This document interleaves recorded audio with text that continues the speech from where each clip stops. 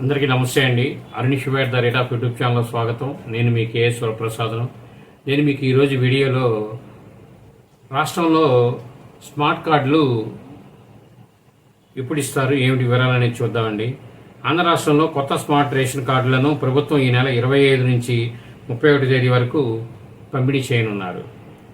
ATM తరహాలో ఉండే ఈ కార్డులపై ఒకవైపు అధికారిక చిహ్నము, మరోవైపు కుటుంబ పెద్ద ఫోటోలు అనేది ఉంటాయి.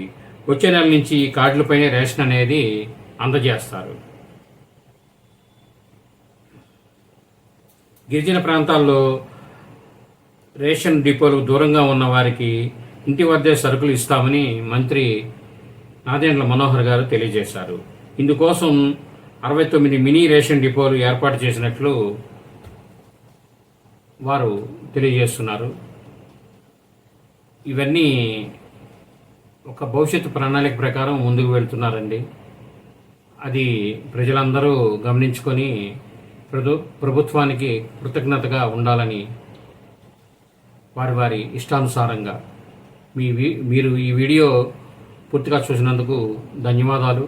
మేము మరిన్ని వీడియోలు చేయడం కోసం లైక్ చేయండి, షేర్ చేయండి, తప్పకుండా సబ్స్క్రైబ్ చేసుకోండి మీరంతా. Thank you.